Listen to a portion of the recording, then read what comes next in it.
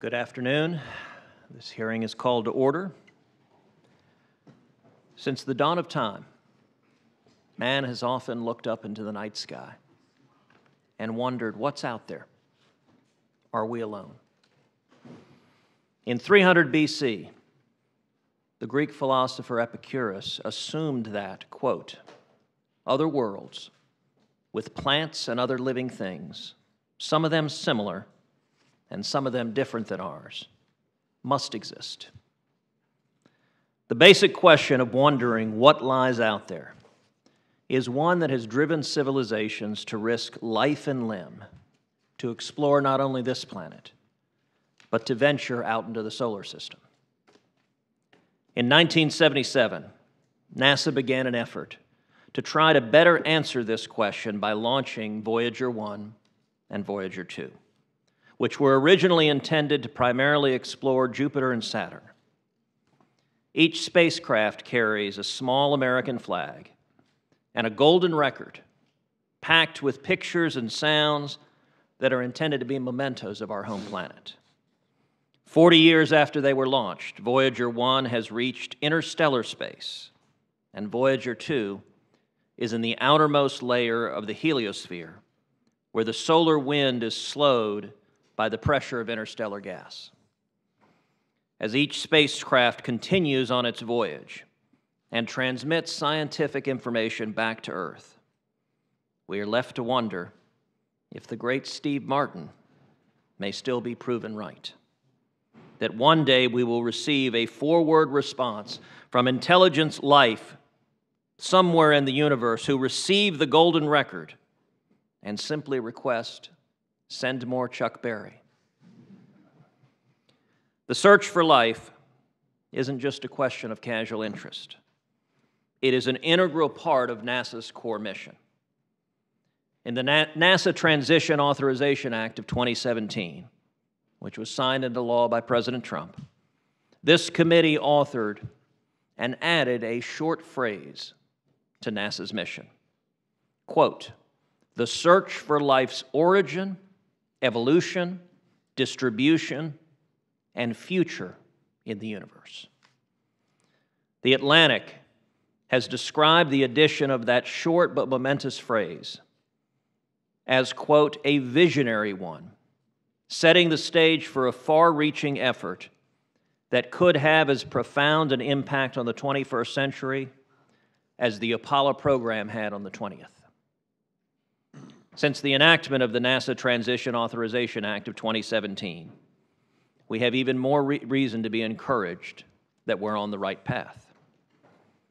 Just before our last hearing, the journal Science published a report on radar evidence of subglacial liquid water on Mars. Using radar profiles collected from a satellite between May 2012 and December 2015, scientists have found evidence of a 12-mile-wide reservoir of briny water beneath the south polar layered deposits.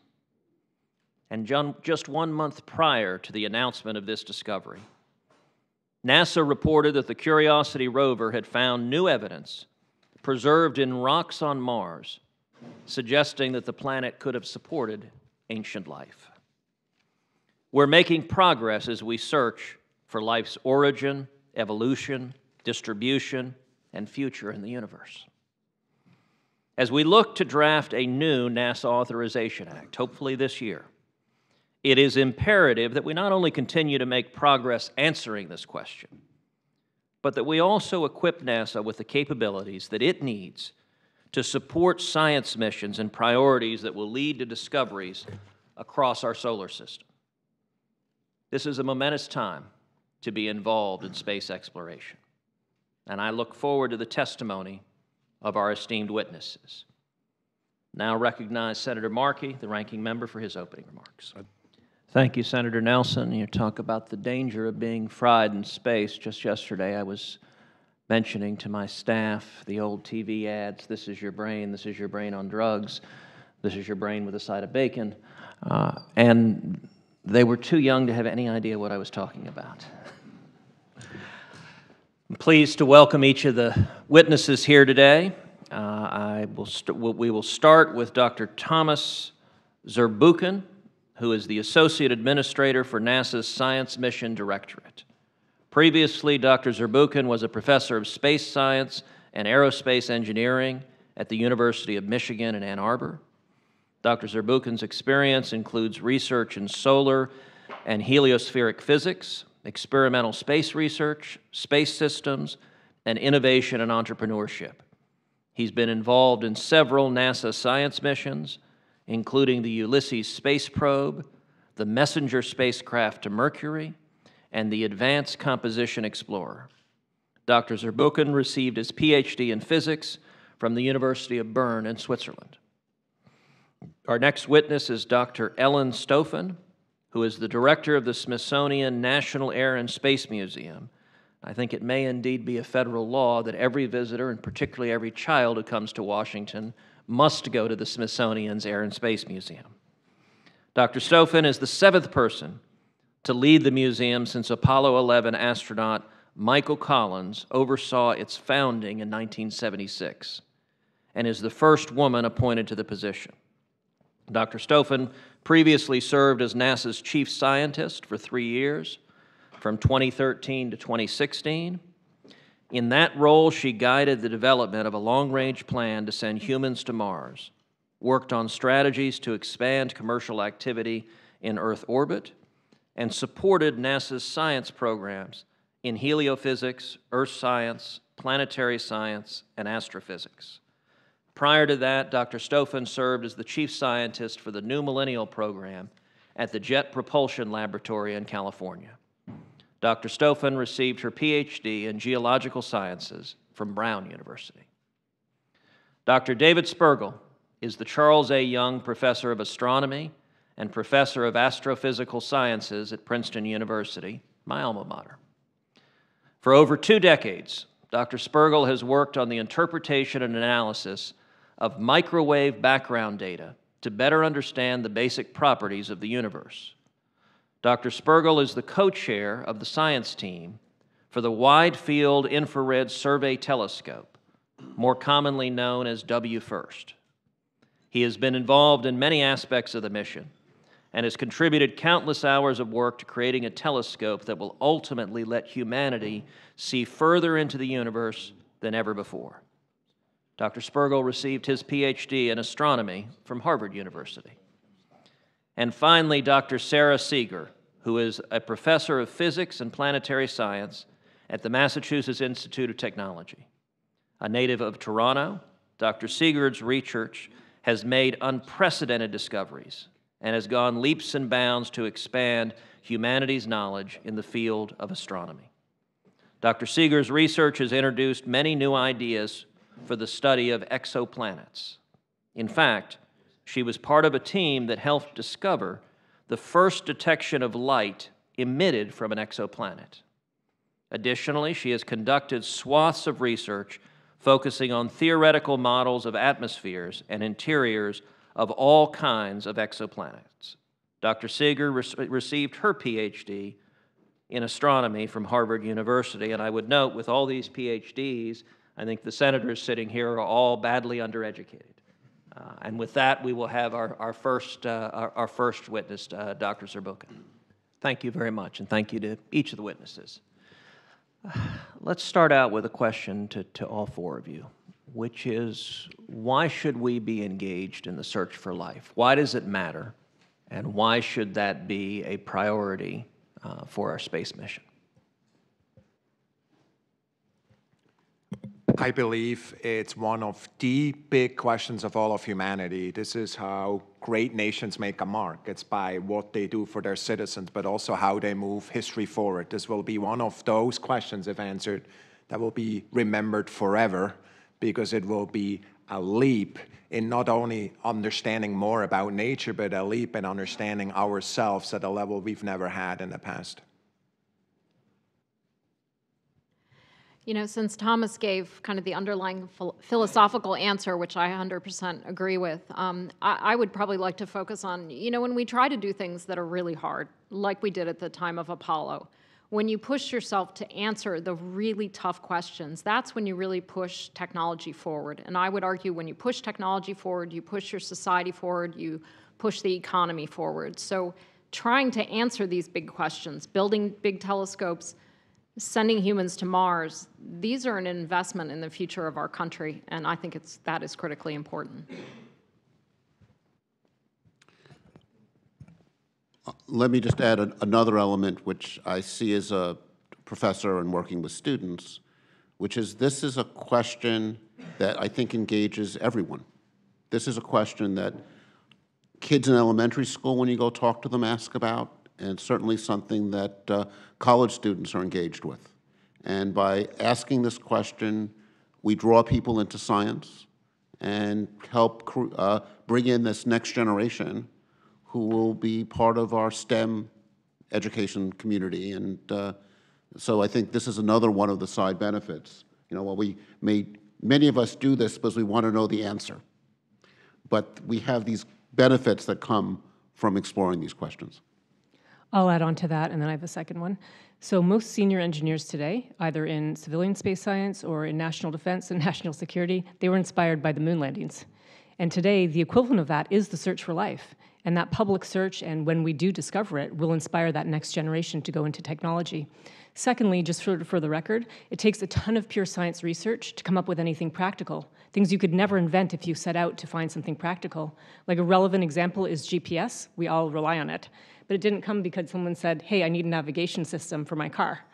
So it turns out that just by exploring, we do have unique practical spin-offs. Thank you. Dr. Spergel, you previously tweeted, what is driving the acceleration of the universe? What are the properties of exoplanet atmospheres? How did our galaxy and its neighbors form and evolve? What determines the architecture of exoplanets? U.S. should be leading the world in addressing these big questions. Is the United States right now leading the world in addressing these big questions? And what do we need to do better to ensure that we are and remain the global leader? I think we are leading the world in addressing these questions at the moment. But looking around the world, I see both excellence coming out of our European colleagues.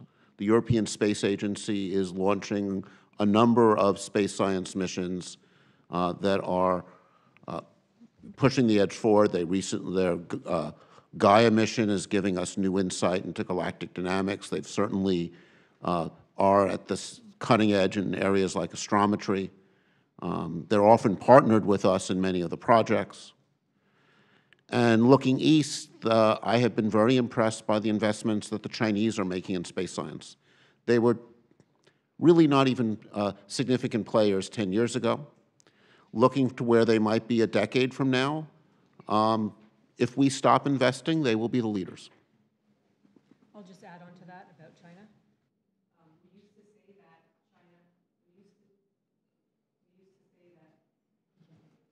Unfortunately, the technology's finicky.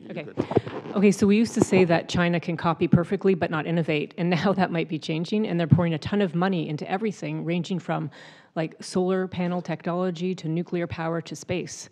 And so we have to sort of, it sounds trite, but we want to maintain our healthy budget here for innovative science. So this committee is working on a new NASA authorization bill. We passed one last year, the first one that had passed in 7 years, and we're working on yet another one that I hope we will pass this year. Let me ask the witnesses, what do you see as the science-related priorities that are most important to be reflected in that bill? For me, and I'll put on my hat as former chair of the Space Studies Board, what we try to do with the decadal surveys is identify what I think are the top scientific priorities in each of the areas that NASA Science Mission Directorate works. So in planetary science, it has certainly been the top priority to go to Mars, return a sample from Mars, and to explore, followed by exploring Europa. In heliophysics, understanding the processes of the sun, space weather. In astrophysics, completing JWST and then W first would be the current top priorities. We're about to engage in the astrophysics community in our process of looking at the proposed missions and identifying the next set of priorities. You know, I think we'll begin by thinking about what are the key driving questions. The search for life will almost certainly be one. Others will include understanding the processes of galaxy formation, star formation, and the emergence of structure. And of course, in earth science and space, as Ranking Markey mentioned earlier, understanding the Earth and using the vantage point of space to watch the changing environment is another key part of NASA's mission. Chairman Cruz's remarks. It's yours, because mine. Oh, Chairman Cruz's remarks started with the Greeks and the planets, and I think a priority should be finding the true Earth twin orbiting one of our nearest sun-like stars. And that's a very hard problem, 1 part in 10 billion. But it's something that America is leading the way. The Starshade, for example, is not being developed in any other country. Thank you. Senator Markey. Thank you, Senator Peters. We'll do a few more questions. Let's start, Dr. Zurbuchen. The James Webb Space Telescope, the successor to the Hubble Space Telescope, is meant to revolutionize the world's understanding of planets and star formation. As you know, the telescope was initially expected to launch in 2007 and cost roughly $500 million. That cost skyrocketed to $5 billion by 2011 and now is delayed until 2021 with cost expected to surpass $9.6 billion. What explains that incredible increase in cost and delay in deployment? That's the question I'm asking myself and my team on a regular basis, and I can tell you what I think, what we have concluded already, or we think are really important questions. That I think it's more than one issue that affects that. The first, I would say, is excessive optimism. By the way, innovators need to be need to be optimists. You never start if you understand how complex the challenge is ahead, but excessive optimism can be trapping you into path that you will regret later. And so for us, what that means for me as a leader and as a manager, I want to build in mechanisms that actually look at this, such as independent reviews of the type we did with W first that David talked about earlier, to really get our arms around it. The second one, I would argue, is the confluence of something like the development of something like 10 new technologies. Every new technology by itself is hard to guess how long it will take. 10 together is much, much harder. It's not 10 times harder. It may be 50, 100 times harder because these technologies interact with each other. So for me, what that means is when I look at missions now, I want to understand how many technologies really are there and try to understand whether we can actually develop these technologies before we lock in cost. And then the third one, I think we're learning now, and the thing that led to the increase in cost that you're referring to relative to the independent review board has to do with really closing off at the integration and test level the work that we're having there. And so what we're finding are, are challenges related to just doing the work and avoiding the impact of human errors and embedded problems that really have led to increases in cost. That relates to just really how we manage, our processes, and really make sure that our processes are absolutely clear and that we also understand the culture of the workforce and at many places where this happens. This is not just all done at NASA's, it's done in the entire contractor community. So those are, I would argue, the three kind of prime reasons and the lessons we learned from the three. Have these massive cost overruns caused NASA to reassess the effectiveness of cost-plus contracting for big projects like this? Yes, we're talking about different type of contracting vehicles in a variety of ways. And in new innovative projects of the type that nobody has ever done, it will be very hard to get a fixed price contract from a company. And having been a board member on some of these companies, you'd want to understand why the CEO wants to do that, right? So basically for us, it's a matter of trying to understand where the right balance is between, a fixed price contract, which of course protects the government from new learnings. And frankly, we have some of these fixed price contracts, and they, in some cases, the company may regret that. In some cases, that's a good thing for them, which is we hope, right? In a cost-plus contract, what it allows us to do, of course, is to manage as we go forward, as we learn and kind of learn new things, to actually really interact with that company and kind of redirect them, if you want them, towards a more optimized path. And so for us, yes, we constantly look at the procurement vehicles we have and try to also understand whether there's even new ones, such as services contracts of the type that we're using in the lunar program, which is totally different than anything else, and then there's some risk with that too, because it may very well be that some of these companies may not be ready. But yes, we're absolutely looking at those.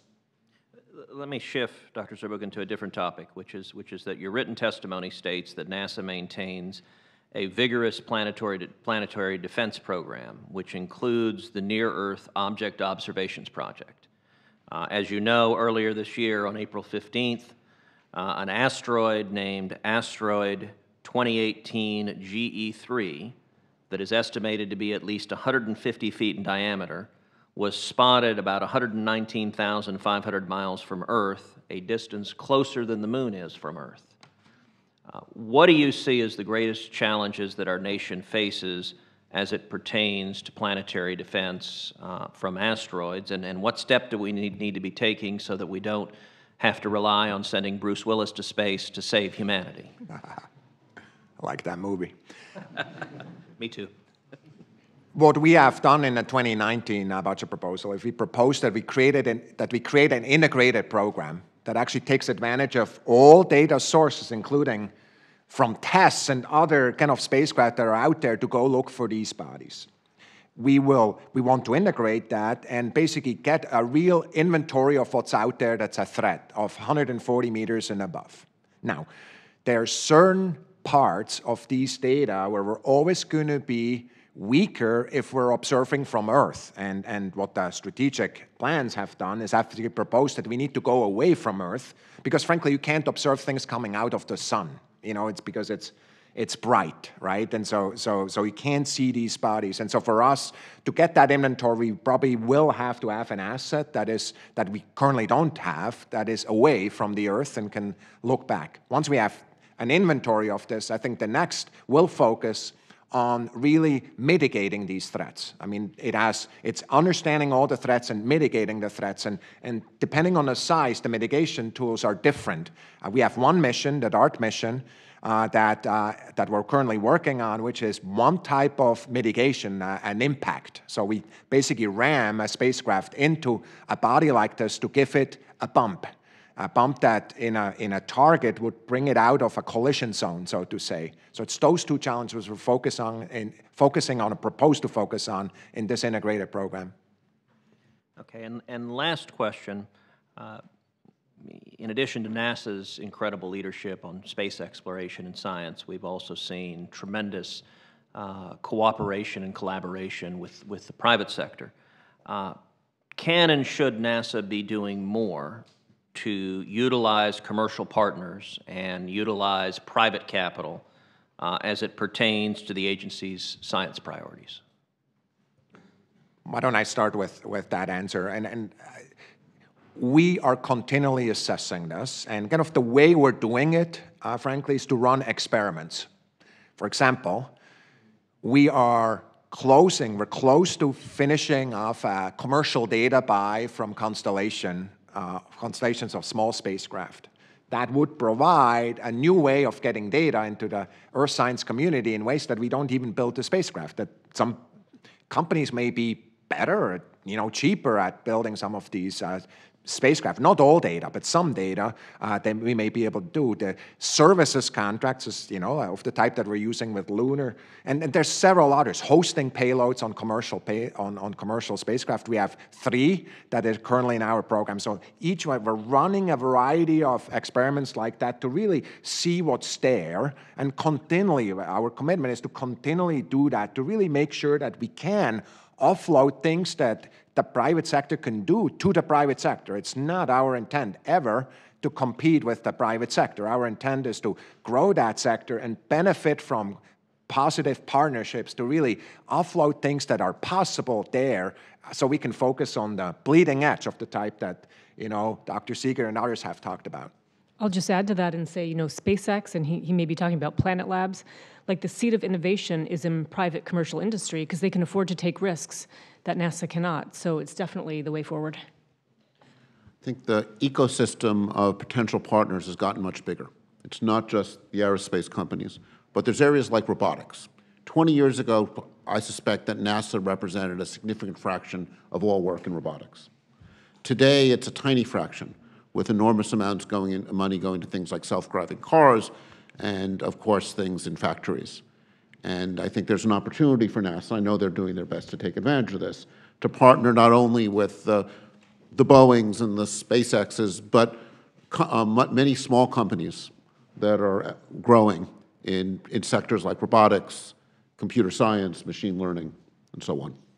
Yeah, and I would just add that I think it's really important for NASA to stay focused on what only NASA can do. And that, to me, certainly hinges around things like building the next giant telescopes, focusing on making sure we understand this planet, and getting humans to Mars. Thank you. Senator Markey. And I want to thank each of the witnesses for being here, for your testimony. I think this hearing was helpful and productive, and your expertise is what made it so. The hearing record will remain open for the next 2 weeks. During that time, senators are asked to submit any questions for the record, and for the witnesses upon receipt, I would ask that you respond with written answers as soon as possible. And with that, this hearing is adjourned.